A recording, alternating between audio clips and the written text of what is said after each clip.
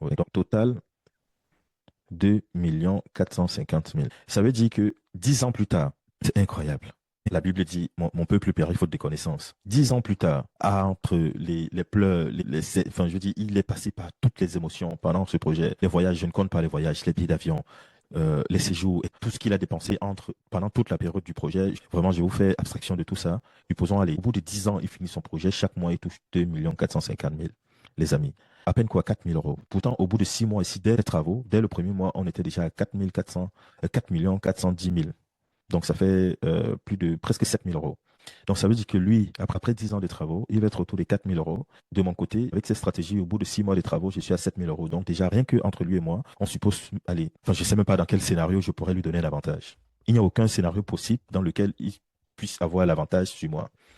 C'est hallucinant. En réalité, je pense que c'est qu'il a drivé. Il y a deux choses. Il y a deux erreurs monumentales. Enfin, normalement, c'est trois, mais je vais d'abord parler des deux principales. La première chose, c'est la propriété. C'est de se dire non, je vais être propriétaire, comme ça, quand je serai plus vieux ou bien quand je rentrerai pour ma retraite, au moins je serai propriétaire, j'aurai mon immeuble, ça va me rapporter de l'argent. Ça, c'est un. La deuxième erreur, c'est ceux qui disent il faut investir sur l'avenir. Il faut investir dans le futur. J'étais en contact, paix à son âme, avec le promoteur au port. Ceux qui ont connu au port, il était à Bonamou Sadi. Il y a un nightclub là, je ne sais plus comment ça s'appelle. Il avait son restaurant au port juste là-bas. Ça tournait comme jamais. Les gens faisaient la queue pour rentrer manger. Tu te demandais, mais comment c'était possible? Mais on ne sait pas. Un matin, il a décidé d'aller après le carrefour des immeubles là-bas, je crois que c'est leur pomme. Il est rentré dans un quartier entrée, parce qu'il avait son terrain là-bas.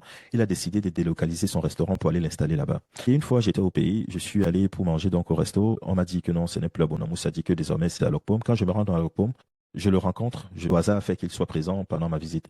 Et donc, je lui ai posé la question, mais pourquoi tu es parti de Bonamou Sadi? Et parce que enfin, je voyais comment ça n'entrait pas, contrairement à quand c'était à Bonamou Sadi, à peine si tu avais la place pour t'asseoir.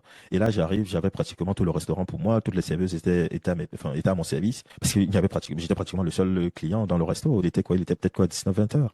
Et pourtant, c'était son prime. À l'époque où il était à Bonamou Sadi, les 19 à 20 heures, mais à peine si tu trouvais de la place pour t'asseoir. Et donc, je lui pose la question, et il me dit qu'il a misé sur l'avenir.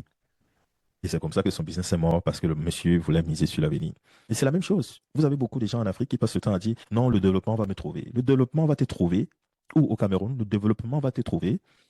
Le pays dans lequel on a construit 60 km de route en 7-8 ans, ce projet d'une autoroute qui fait à peine 50 km entre Douala et Yaoundé. Il n'est pas encore achevé. C'est des projets de 2013. Donc aujourd'hui, à date, ça fait 13 ans. Le projet n'est pas fini. En 8 ans, ils ont à peine fait 60 km.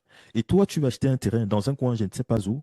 Tu vas enterrer l'argent et tu dis que tu mises sur l'avenir et que le développement va te trouver. Bonne chance, les amis. Alors, écoutez, moi, je suis de ceux qui investissent où le développement se trouve. On ne mise pas sur l'avenir, on mise sur le présent. Quand le futur arrivera, avec les moyens qu'on aura, on va continuer de miser dans le présent. Donc notre futur sera toujours le présent. Voilà, bonne chance pour ceux qui veulent miser dans le futur. Je pense que c'est en misant dans le présent que je prépare mon futur et non pas l'inverse.